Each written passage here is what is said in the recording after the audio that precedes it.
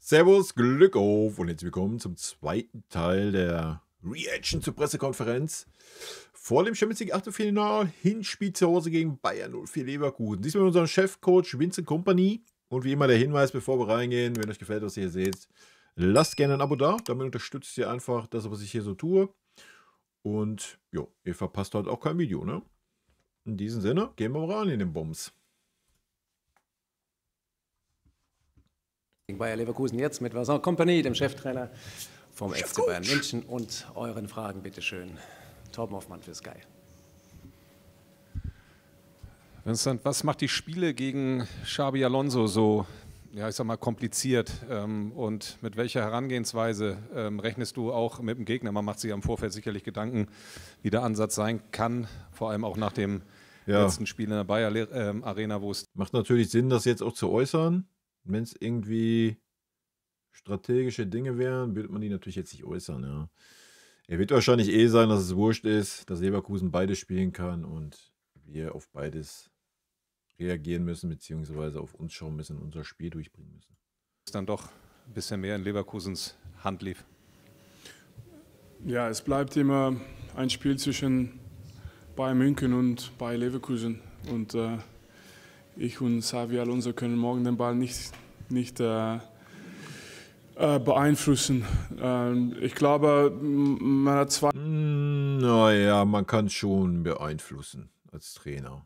Ne? Ich weiß schon, was er meint, kannst natürlich nicht selber ins Tor schießen, aber natürlich kannst du schon eine Menge beeinflussen. Eine Mannschaft, die mit erstmal sehr, sehr viel individuelle Qualität, das beeinflusst das Spiel natürlich immer, viel Intensität auch, beide Mannschaften. Und dann hast du die Realität, dass wir in 3 Spielen immer 3 unterschiedliche Geschichten hatten. Natürlich, wenn es über Ergebnis geht, dann geht es immer in eine oder andere Spiele anderes Gefühl natürlich. Aber von wie die Spiele gelaufen sind, kann man sehen, dass die Spiele immer an die Grenze gespielt werden. Es gibt im Moment noch nicht viel Unterschied. Das Einzige, was wir wissen, ist natürlich, dass Bayer Leverkusen sich verdient hat, in die letzten Jahre noch als Top-Gegner gesehen zu werden. Und deswegen freuen wir auch uns auf dieses Spiel, weil das einfach ein Top-Spiel ist. Ja. Kurze Nachfrage. Ich weiß ja, dass du vor dem letzten Spiel auch so ein bisschen Boxverteidigung mit ins Training hast einfließen lassen. Wie war denn jetzt der Ansatz, dein persönlicher Ansatz auch vor dem Spiel? Also deine persönliche Herangehensweise auch morgen in der Arena?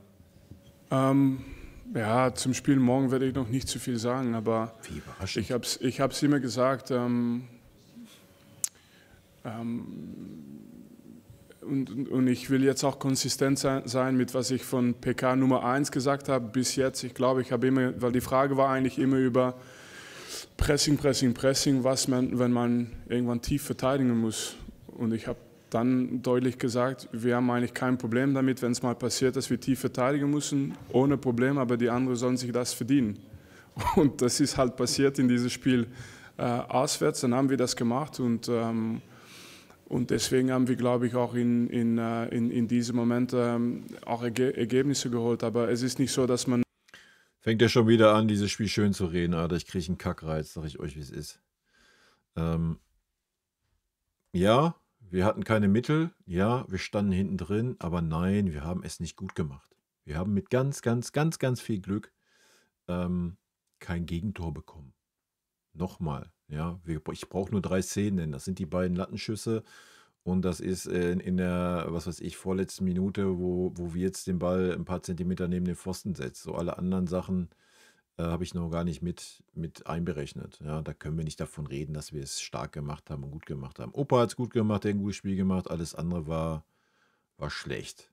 Ja, und das zeigt eben nicht, dass wir das können. Weil wenn wir das können, dann hätten wir nicht diese Riesenchancen zugelassen.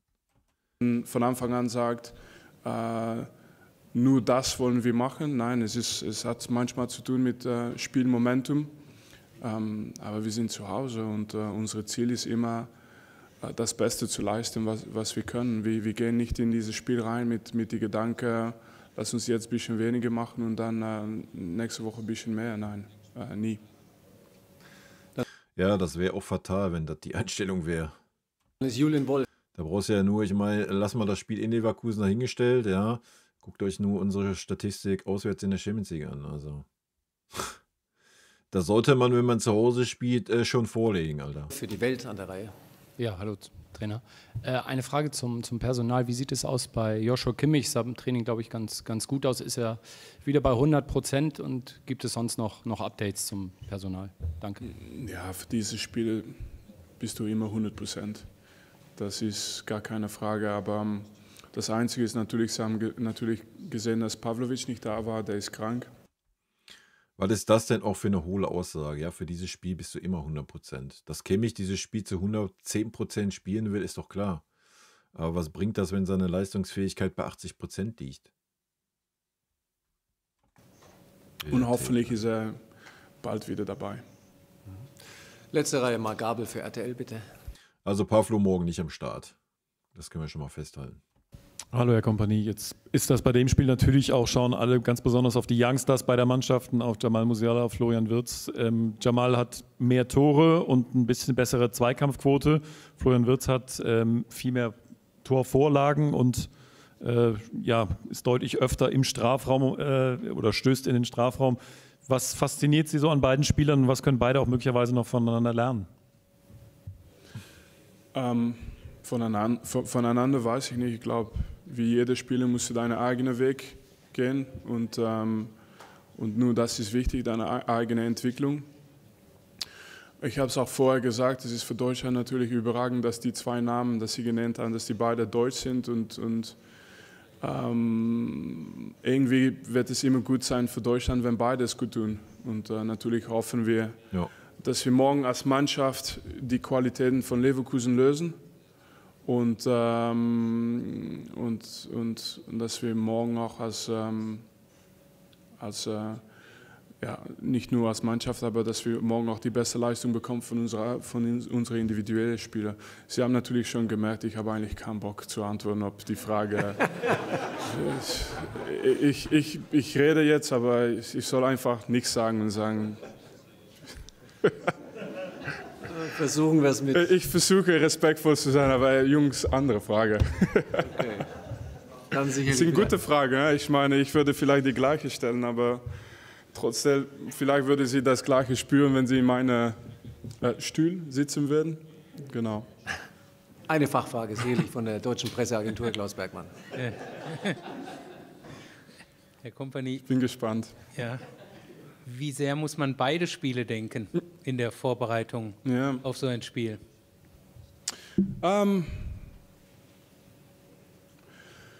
Das spielt auf jeden Fall eine Rolle.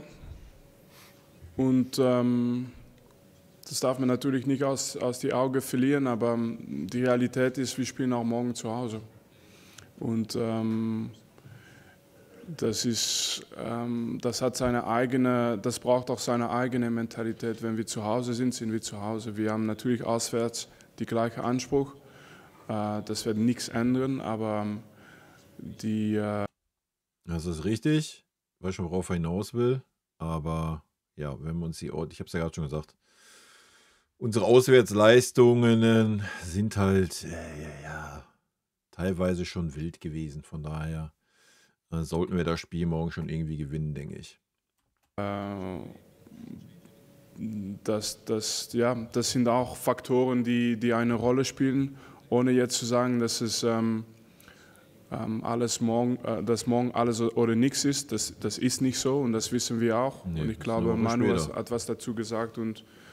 Aber wenn du das Spiel 13-0 verlierst oder 13-0 gewinnst, ja, dann ist das natürlich eine ganz andere Chose, wa? Und das stimmt auch, dass wir natürlich nie aus die Augen verlieren dürfen, dass es 2 Spiele sind. Aber trotzdem, wir sind morgen zu Hause, das ist auch, kann immer was Besonderes passieren. Hoffen wir es. Dann Stefan Kumberger für Sport 1, bitte. Hallo Vincent. Jetzt spielen Sie zum 4. Mal in dieser Saison schon gegen Leverkusen. Gibt es irgendetwas, was Sie morgen noch überraschen kann beim Gegner oder irgendetwas, was Sie tun können, um Xabi Alonso zu überraschen, oder sind die Dinge klar? Immer, aber ich glaube auch. Also wir können nichts tun, um Xabi Alonso zu überraschen. Ich wüsste nicht was, sage ich euch ganz ehrlich. Weil wir haben keine Option. Wir haben einen Stürmer in dieser ganzen Mannschaft. So, wir haben einen Zehner in dieser Mannschaft. Wir haben 4 zentrale Mittelfeldspieler in dieser Mannschaft und 4 Flügelspieler. Also, ja, überraschend wäre es, keine Ahnung, wir spielen mit 3 Flügelspielern und keinem Stürmer. Ist das sinnig gegen Leverkusen? Aus unserer Sicht wahrscheinlich nicht. Aber alles andere, was Offensive anbelangt, haben wir gar nicht die Möglichkeiten zu sagen, wir machen irgendwas, was überraschend ist. Weil du hast keinen, den du mal als zweite Spitze aufstellen kannst. Wir haben es im Stream schon gesagt, das Einzige, was mir einfallen würde, irgendwas Überraschendes zu machen, wäre, du spielst mit 2 auf den Halbpositionen ohne Zehner und ja, aber dafür bräuchtest du einen zweiten Stürmer, damit vorne mit 2 Stürmern mal auflaufen. Ja, aber andere Überraschende ist, du spielst mit einem Sechser, 2 Achter. So, aber Pavlovic ist nicht fit, macht also auch keinen Sinn, hast du auch keine Spiel dafür. Dafür müsste Conny Leimer mal ins Mittelfeld rücken.